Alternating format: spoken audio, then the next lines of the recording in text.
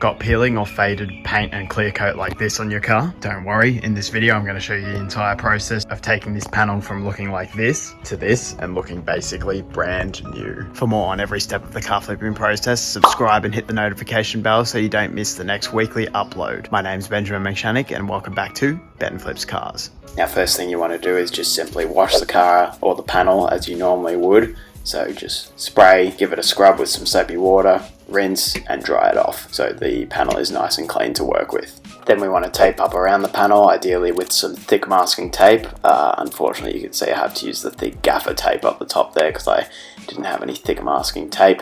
This is going to help protect the surrounding paint that you don't want to scuff when you are sanding down the panel that you're fixing. So now we're going to sand with 800 grit sandpaper. We're going to wrap this sandpaper around a sponge just to avoid creating any hot spots as we sand, and we're going to wet sand. So get yourself just some soapy water, so just a teaspoon of dish soap mixed in with some warm water.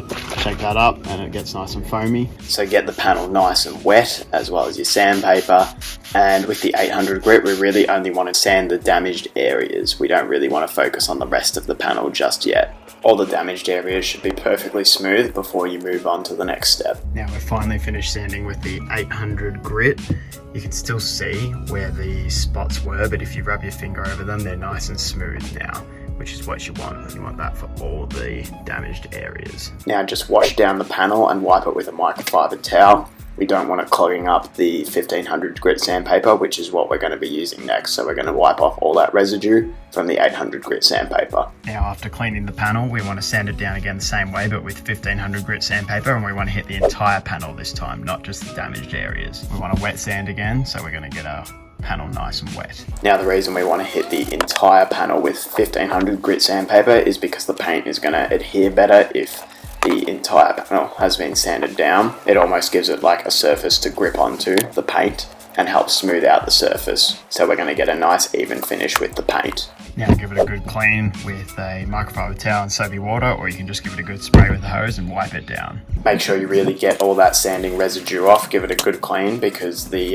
next step we're going to be doing is painting. So obviously you don't want any residue that you're painting over, as that will lead to a bad finish with your paint.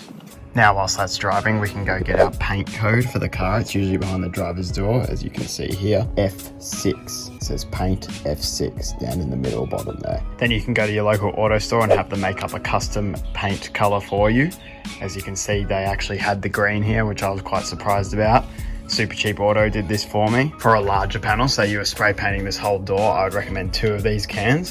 However, if you're just doing this small little panel like I am, 1 can should be more than enough. Have you ever used wet sanding for any other fixes on your car? Let me know in the comments below. Also, if you're unsure of what to look for when inspecting a used car in the first place to buy one, then I'll leave a playlist in the corner here which details the entire inspection process. Check it out after you finish watching this video. Next, you want to cover up the entire panel and the surrounding panels with something like this cut open garbage bag I have here. Cover everything so that when you're painting, you're not going to get any overspray onto other panels that you don't want it to get onto, or windows or whatever it may be, the tail lights. And then you're going to cut open the garbage bags around the spot that you want to paint. Tape that down as well. Now to make sure the panel is really clean, free of contaminants and everything, we want to wipe it down with some alcohol. Just spray the alcohol on and then use a clean microfiber towel. And then after that, we want to hit it with a tack cloth, which is like a tacky, sticky cloth, which will wipe off any dust or little debris or anything that you can't quite see, so that the panel's completely clean before we start painting. Now we want to hit it with our paint.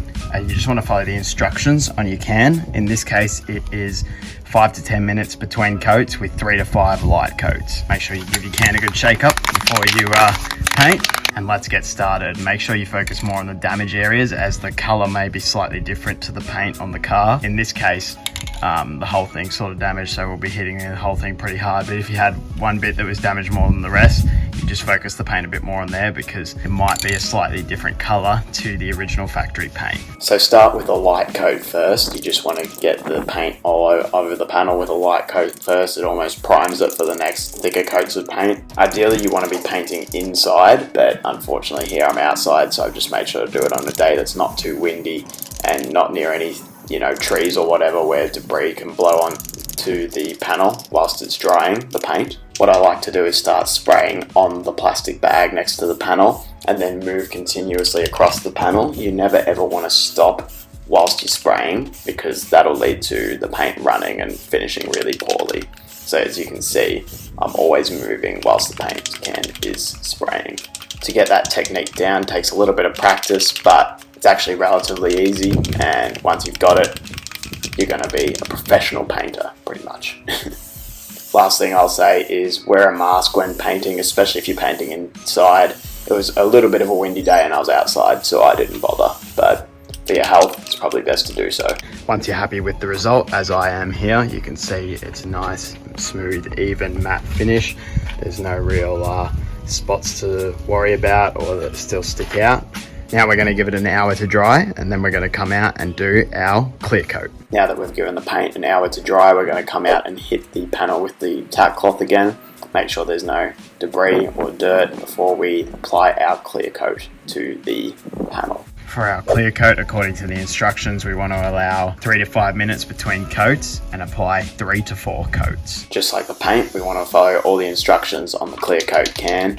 Ideally, get yourself some 2K clear coat for the best results. Unfortunately, it's quite difficult to get here in Australia. The local auto stores don't stock it, and it's better you'll have to go to a specialist paint store if you want to get it. Same techniques as with the paint, always be moving while spraying. You want to apply a light coat of the clear coat first, once again, to help with the adhesion, and then some really nice thick heavy coats to bring out that gloss and that shine in the clear coat afterwards. Of course, not so thick that it runs though. And there you go, we've finished our clear coat. You can see it's certainly a lot more glossy, but compared to the other paint, it's not quite there yet. So after allowing it 24 hours to dry, we're going to give it another sand. Then we are going to compound and polish it, and hopefully it'll come out a lot more like the other paint. I'm sure if you use 2K clear coat, it would have come out a lot better already. Now we're back a full 24 hours later. And as you can see, the color is really good, but the finish is not. You can see here, that's reflective. You can see my hand in it. Here you can't. So what we're going to do now is wet sand a little bit more and then finally polish it, which is really going to bring out that color. You can see over on this side where I've already polished it, I used a lower grade compound here, and you can sort of see my reflection, but here I've used a really good quality polish, and that looks just as good is down here. So let me show you how that's done. So we're going to wet sand with 1500 grit sandpaper and 2000 and then 3000 grit. You can even go higher to 5000 grit if you want. It would make the hand polishing a little bit easier. If you're using a machine polisher or an electric polisher, then sanding up to 2000 grit will probably be enough. Since this is a small area, we're just going to hand polish it with, some polish on a pad. If you had a massive area or a big panel and we're doing a whole car, for example, you'd want to get an electric polisher because it's hard enough buffing. Just this section over here was hard enough. It really wears your arms out. So the same as the wet sanding you did earlier, except because we don't want to break through the new clear coat, obviously, we're going to go fairly light. Make sure your panel's really well lubricated and your sandpaper, and this should help prevent you breaking through that new clear coat. So that's our 1500 grit done. You don't want to sand too much or with too much pressure. Anyway, once you've sanded down with that 1500 grit sandpaper, give it a spray down, and then you're going to want to wipe the excess off because all that little residue will clog up 2000 grit sandpaper really quickly because it's really fine sandpaper. So let's wipe that off, make sure there's no residue left over. And you're going to want to do that when going from the 2000 to the 3000 grit sandpaper as well, of course. Cool, now we're finished sanding, so we're going to give it one last spray down and wipe it off, dry it off as much as we can. We really want the panel to be dry for starting our compounding. You can even wipe it with a little bit of alcohol, that'll help it dry out a bit quicker. Now for our final touch, we're going to add some of this Ultimate Compound. Meguiar's is the brand. Trust me, get this brand, get this compound. It's not too expensive, a lot better than the other cheaper brands. You're going to be amazed by how this comes out. It's going to look like new. When I pop it on a polishing pad, don't need an electric polisher because we've sanded it to 3000 grit. You don't need much. So this bottle's going to last a really long time and it's not that expensive. So just a little bit on like that. We're just going to focus on this section here in front of the camera to begin with. And now you're going to want to rub a lot, like a lot. Like you can't just expect to go over it once or twice and expect it to come out looking like new. You have to keep on rubbing, and just keep on rubbing. Even when it looks like the polish is rubbed in, keep going.